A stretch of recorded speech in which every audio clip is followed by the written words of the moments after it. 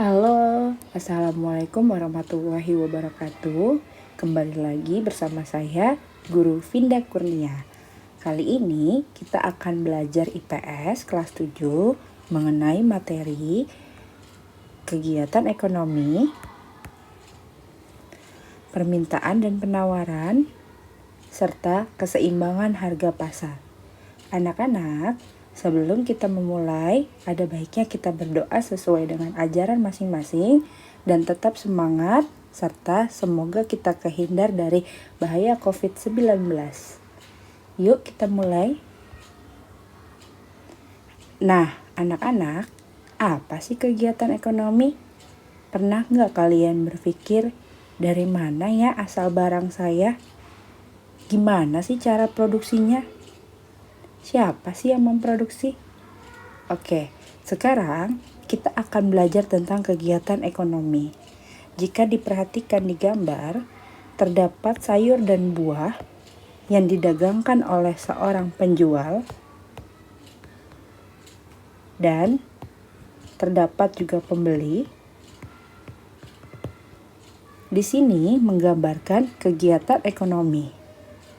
Kalian pernah berpikir dari mana asal sayur dan buah ini? Oke, dalam kegiatan ekonomi, tujuan dari kegiatan ekonomi sendiri adalah untuk memenuhi kebutuhan hidup,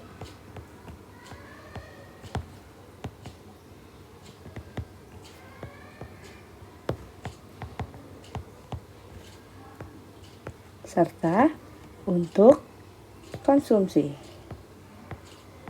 Nah, menurut kalian, siapa sih yang bertugas dalam kegiatan ekonomi? Yang bertugas dalam kegiatan ekonomi ada 3 pelaku, yaitu 1. Produsen, 2. Distributor,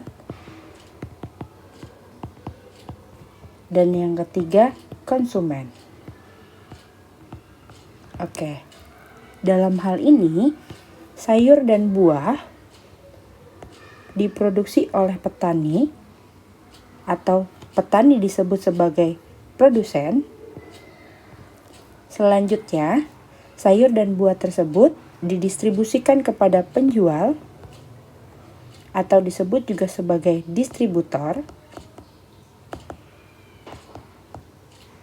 Dan yang terakhir, distributor akan menyalurkan sayur dan buah tersebut kepada pembeli atau konsumen.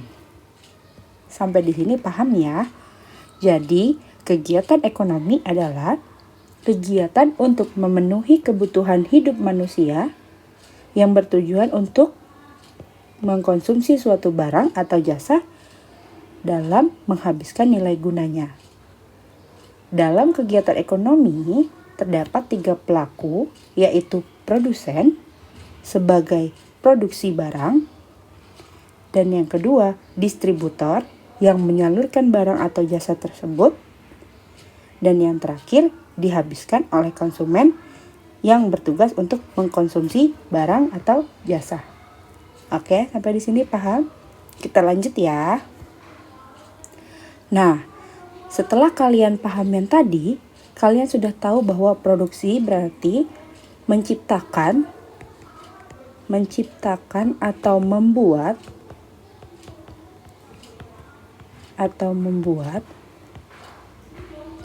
untuk keperluan konsumsi. Di sini terdapat macam-macam kegiatan produksi. Yang pertama adalah kegiatan kegiatan ekstraktif dan kegiatan agraris. Jika ditinjau dari produksinya, kegiatan ekstraktif dan kegiatan agraris ini sama-sama berasal dari alam. Hanya saja yang membedakan kegiatan ekstraktif, manusia sebagai produsen tidak perlu lagi merawat atau menjaga ekosistem alam yang tadinya untuk produksi barang atau jasa. Sebagai contoh dalam hal ini adalah manusia hanya tinggal mengambil bahan atau barang dari alam untuk kegiatan produksi. Misal, di samping ada gambar nelayan menangkap ikan, juga disebut sebagai kegiatan ekstraktif. Karena dalam hal ini, nelayan tidak perlu lagi mengolah, kemudian nelayan tidak perlu lagi merawat ikannya, hanya tinggal mengambil dan menyalurkan kepada distributor, yang nantinya ikannya langsung dijual kepada konsumen. Nah, berbeda dari kegiatan agraris ini juga berasal dari alam. Hanya saja, pengertian secara harfiah, agraris berarti pertanian. Jadi, dalam hal ini, manusia akan mengolah hasil pertanian, kemudian hasil olahan tersebut dikatakan sebagai hasil produksi. Yang nantinya hasil produksi tersebut akan didistributorkan atau didistribusikan kepada konsumen. Contohnya, petani mengolah bibit padi, kemudian menanam, setelah itu merawatnya, barulah menghasilkan yang namanya padi atau beras. Sampai di sini paham ya? Selanjutnya, masih dalam macam-macam kegiatan produksi bisa juga berarti sebagai kegiatan industri. Apa sih bedanya kegiatan industri dengan yang tadi ekstraktif dan agraris? Bedanya yang ketiga ini, kegiatan industri ini berbasis teknologi.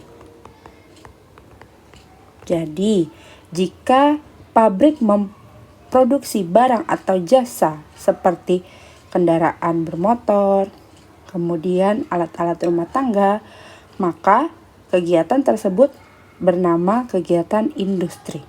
Ya, jadi segala sesuatu yang diproduksi menggunakan teknologi dinamakan sebagai kegiatan industri. Oke, berbeda dengan yang 1, 2, dan 3 tadi, kegiatan perdagangan dan kegiatan barang atau jasa pelayanan juga disebut sebagai kegiatan industri. Apa sih yang dimaksud kegiatan perdagangan? Kegiatan perdagangan adalah kegiatan menyalurkan barang atau jasa. Walaupun berarti menyalurkan, secara harfiah digolongkan sebagai distribusi, namun kegiatan perdagangan juga bisa dikatakan sebagai kegiatan produksi. Karena kegiatan produksi bertujuan untuk memenuhi kebutuhan hidup manusia. Paham ya sampai sini? Jadi segala sesuatu yang bertujuan untuk menciptakan atau memenuhi kebutuhan manusia atau menyediakan disebut kegiatan produksi. Jadi dalam hal ini kegiatan perdagangan juga tergolong sebagai kegiatan produksi karena dia menyediakan. Di sini ada gambar wanita dalam bekerja menjadi penyalur, misalkan menjual barang-barang dagangan. Kemudian di sini ada kegiatan jasa dan pelayanan. Jasa pelayanan ini maksudnya ketika seseorang atau instansi pemerintah membantu masyarakat dalam memenuhi misalkan kebutuhan hidup, dalam hal ini jasa pelayanan sembako atau misalkan jasa pelayanan pajak, itu juga termasuk dalam kegiatan produksi karena nantinya untuk kegunaannya untuk membantu masyarakat dalam memenuhi kebutuhan atau mendukung kehidupannya. Paham ya? Jelas sampai sini? Kita lanjut ya. Nah, selanjutnya kita akan berbicara tentang distribusi. Apa sih distribusi? Distribusi berarti adalah kegiatan menyalurkan yang dimana penyediaan barang dan jasa tersebut sudah disediakan dari faktor produksi. Jadi, tugasnya distribusi hanya menyalurkan barang atau jasa kepada konsumen. Tapi bukan hanya kepada konsumen, distribusi juga bisa berarti sebagai penyalur faktor produksi kepada produsen. Kita bisa lihat gambar di samping. Kenapa dikatakan sebagai penyalur faktor produksi?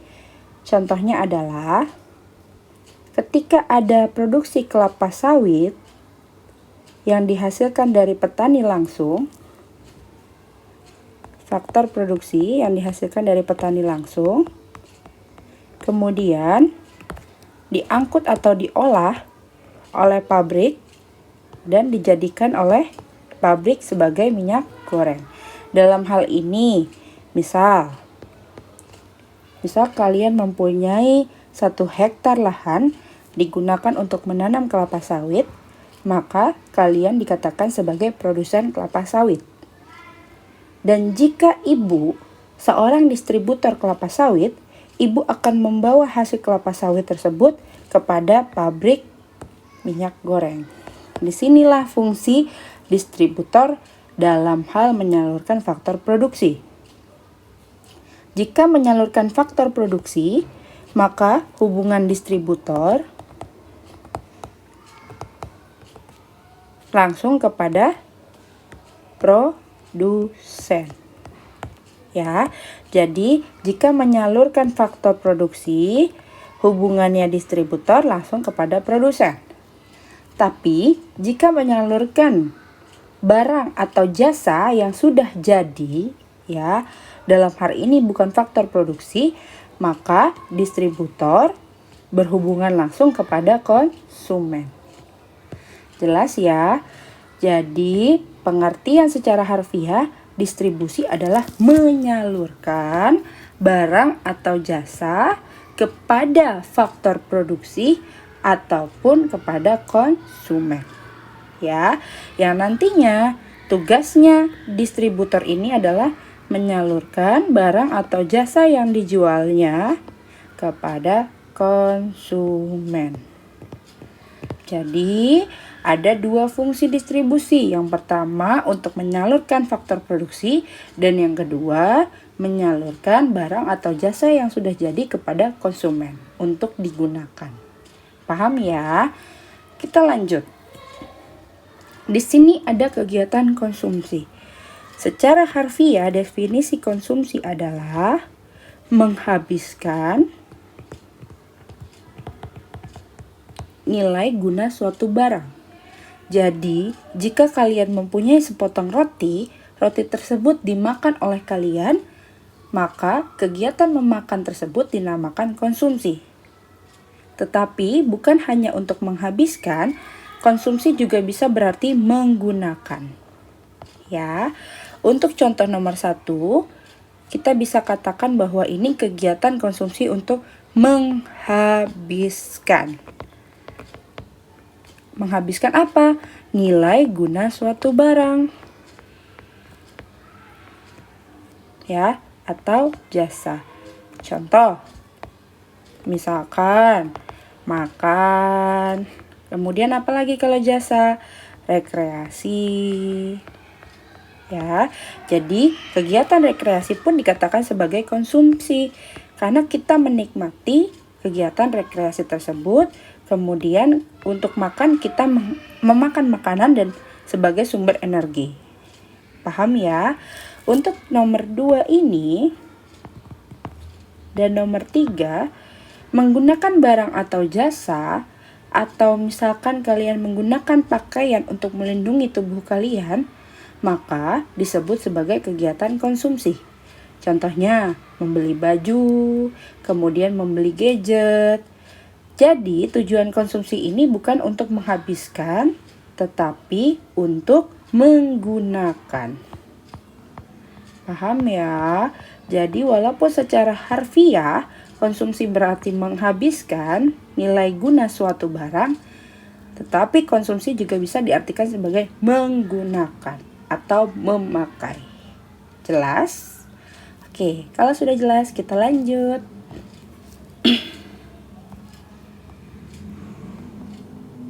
Nah, setelah kalian belajar tadi tentang kegiatan produksi, distribusi, dan konsumsi, serta kegiatan ekonomi, maka dalam hal ini akan menghasilkan yang namanya permintaan dan penawaran. Apa sih permintaan dan penawaran? Kita umpamakan jika kalian sebagai seorang produsen dan distributor, kamu akan menganut asas penawaran. Kenapa? Karena kamu bertugas untuk menawarkan barang atau jasa kepada konsumen yang nantinya akan dijual untuk menghasilkan keuntungan yang sebesar-besarnya kepada kalian. Begitu juga kepada distributor. Distributor ini bertugas untuk menyalurkan untuk mendapatkan keuntungan yang besar. Nah, berbeda dengan permintaan, permintaan ini merupakan asas yang dianut oleh konsumen. Sebagai contoh, untuk kegiatan sehari-hari, kalian wajib makan. Artinya, makanan sebagai pendukung kegiatan sehari-hari. Energi yang didapatkan oleh tubuh berasal dari makanan. Oleh karena itu, setiap konsumen pasti mengalami yang namanya permintaan terhadap barang atau jasa. Atau kalian juga menggunakan gadget setiap hari, maka permintaan atas gadget untuk mendukung kebutuhan hidup disebut sebagai permintaan konsumen. Lalu, apakah produsen dan distributor juga bisa mengalami permintaan? Iya, seorang distributor atau produsen juga bisa mengalami permintaan terhadap barang atau jasa yang dijualnya. Tetapi, untuk asas penawaran, produsen dan distributor selalu menggunakan asas ini untuk mencari keuntungan yang sebesar-besarnya. Oke, paham sampai sini? Kita lanjut ya. Nah, jika berbicara tentang distribusi, konsumsi, ataupun produsen, kita wajib bicara tentang harga dan jumlah. Di hukum permintaan dan penawaran, terdapat istilah price atau harga dan jumlah atau quantity. Sekarang kita mulai ya. Untuk istilah permintaan, ada hukum yang berbunyi, jika harganya tinggi, maka jumlah atau kuantitinya akan semakin rendah. Paham sampai sini? Maka hukum permintaan berbunyi, jika harga tinggi, maka barang atau jasa yang diminta konsumen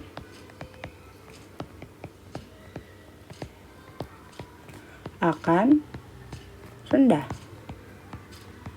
Jadi, untuk kegiatan permintaan ini, jika harga barang atau jasa tersebut tinggi, maka permintaan akan semakin rendah.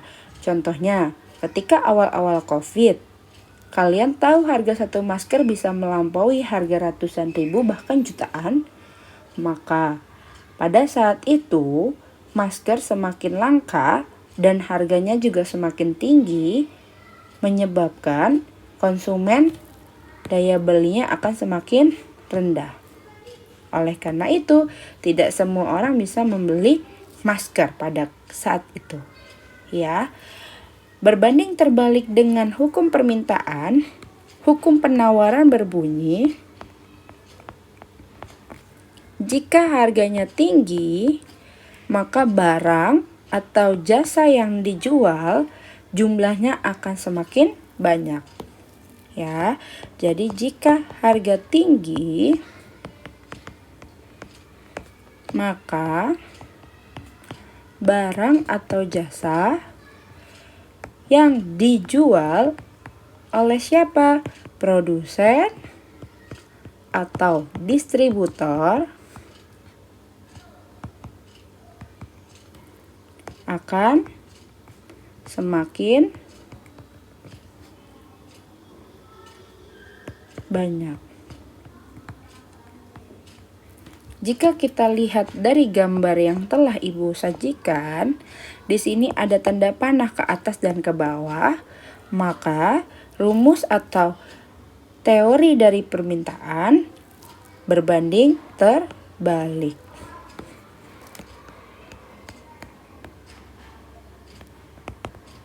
Berbanding terbalik. Berbeda dengan penawaran, hukumnya antara harga dengan jumlah berbanding selaras. Tidak ada perbandingan ya, maaf, dalam arti ini selaras. Ya, karena harga dan jumlah yang ditawarkan akan semakin banyak. Berbeda dengan permintaan, harganya tinggi, maka kuantitasnya akan semakin rendah. Paham sampai sini ya? Oke, kita lanjut. Nah, di sini jika kita sudah berhasil memahami tentang teori permintaan dan penawaran, maka kalian akan mendapatkan sebuah kurva permintaan dan penawaran. Kita ambil gambar. Di sini ada garis ke atas atau garis vertikal dan garis horizontal. Ketika kita menggambarkan yang namanya kurva permintaan, kita selalu menuliskan P di atas atau price di atas dan Q-nya di garis horizontal. Begitu juga dengan kurva penawaran. Yang membedakan hanya ketika kita menuliskan harga di sini, kurva permintaan akan berbanding terbalik dengan kurva penawaran. Kita contohkan ya, biasakan menulis harga dari yang terendah di bawah. Misalkan Ibu tulis di sini Rp5.000, kemudian Rp10.000, selanjutnya ada Rp15.000, selanjutnya Rp20.000 dan Rp25.000. Dan kita umpamakan misalkan di sini 5, 10, 15 dan 20. Sebagai contoh, jika harga suatu barang semakin rendah, biasanya permintaan akan semakin banyak. Sebut aja misalkan harga sepatu 100.000 cenderung banyak dibeli orang daripada harga sepatu 1 juta. Ya, misalkan sepatu di toko A harganya Rp5.000. Permintaannya 20 buah. Sedangkan untuk sepatu yang harga 10.000 permintaannya 15. Dan untuk sepatu 15.000 permintaannya 10. Begitupun dengan yang harganya 25 permintaannya 5. Sampai di sini paham? Jadi ketika kamu membuat kurva, kamu harus menuliskan harganya dari yang paling rendah ke paling tinggi, yaitu tulislah dulu yang paling rendah baru ke paling tinggi. Contohnya 5.000, dia ditaruh di bawah, kemudian semakin tinggi harga barangnya, kalian harus taruhnya ke atas. Jelas ya? Begitu juga dengan jumlah. Semakin tinggi dia akan semakin bergeser ke arah kanan. Ya, kalau dia semakin tinggi harganya, dia akan semakin ke atas. Ya. Jadi, untuk harga jika tinggi, dia akan semakin ke atas. Jika dia jumlahnya tinggi, jumlahnya besar, dia akan semakin ke kanan. Jelas ya? Setelah kalian gambar, kalian wajib menarik garis titik-titik ini ke bawah. Kemudian kalian istilahkan dengan QD. Apa sih QD? Permintaan secara bahasa Inggris harfiahnya adalah quantity of demand. Atau bahasa ekonominya adalah QD. Paham ya sampai sini? Nah, sama seperti kurva permintaan, yang membedakan hanyalah garisnya saja. Kita gambar di sini misalkan P-nya dan Q-nya kita bedakan sedikit ya. Contoh, untuk harga sepatu yang 15.000, kemudian 20.000 dan 30.000 serta 40.000. Dengan permintaan dan penawarannya berbeda juga ya. Di sini misalkan ada 10, 20, 30 dan 40. Berbanding terbalik ya. Kalau tadi permintaan selaras. Permintaan berbanding terbalik kalau penawaran selaras. Kita umpamakan harga harga sepatu aja ya. Harga sepatu yang 40.000, penawarannya tinggi. Pedagang akan menjual sepatu yang senilai 40.000 dalam jumlah 40 buah. Dan untuk harga yang 30.000 dijual sebanyak 30 buah. Untuk harga yang 20 buah. Dan untuk harga yang 15.000 10 buah. Kita buat garisnya. Jangan lupa kalian tarik. Tariknya adalah ke atas. Dan kalian wajib memberikan istilah QS. Secara harfiah bahasa Inggrisnya berarti quantity of supply atau QS. Jelas ya sampai sini, paham? Nah, jangan lupa ya anak-anak, dengan istilah P atau price atau harga, dan Q, quantity atau jumlah. Biasakan ketika kalian menulis harga dari yang paling rendah kemudian ke paling tinggi. Begitu juga dengan jumlah. Usahakan menulis dari yang paling rendah ke paling tinggi. Semakin tinggi maka dia akan semakin bergeser ke kanan, dan semakin tinggi harganya dia akan bergeser ke atas. Jelas sampai sini? Kita lanjut ya. Nah, setelah pertemuan antara quantity of demand dan quantity of supply, maka terjadilah yang namanya keseimbangan harga pasar. Sebagai contoh, ibu mempunyai uang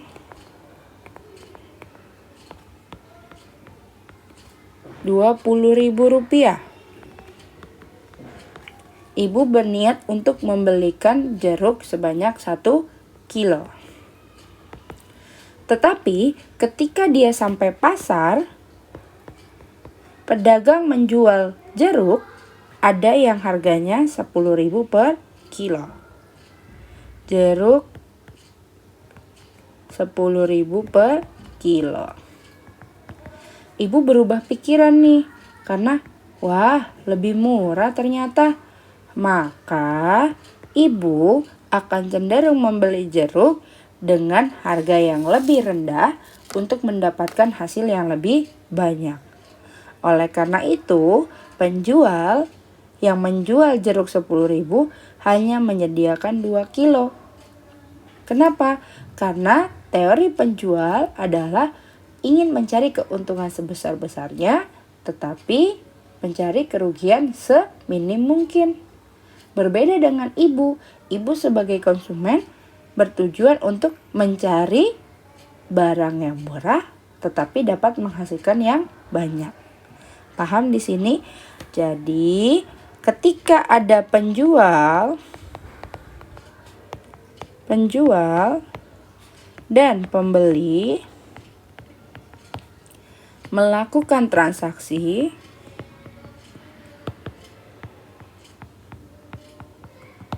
dan kedua belah pihak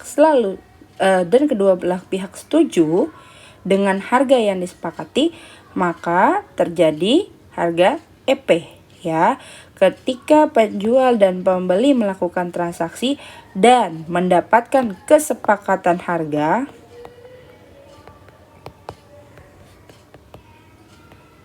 maka disebut sebagai equilibrium price atau keseimbangan harga pasar. Di sini ada tulisan deal ya. Oke, kalau seandainya penjual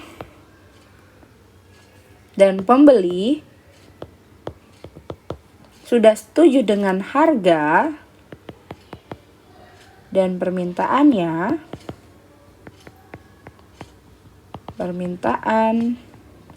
atau penawarannya, maka terjadilah yang namanya EP. Jelas, jika pembeli sudah setuju dengan harga barang yang ditawarkan dan sesuai dengan permintaannya, maka terjadi harga equilibrium price. Begitu juga penjual, ketika dia sudah setuju dengan harga yang ditawarkannya kepada konsumen, kemudian barang yang juga sudah disetujui oleh penjual, maka terjadi yang namanya equilibrium price atau kesepakatan harga atau keseimbangan harga pasar. Ya, secara harfiah equilibrium berarti keseimbangan harga pasar. Jelas? Kita lanjut ya. Tadi kita tuliskan dulu, keseimbangan harga adalah keseimbangan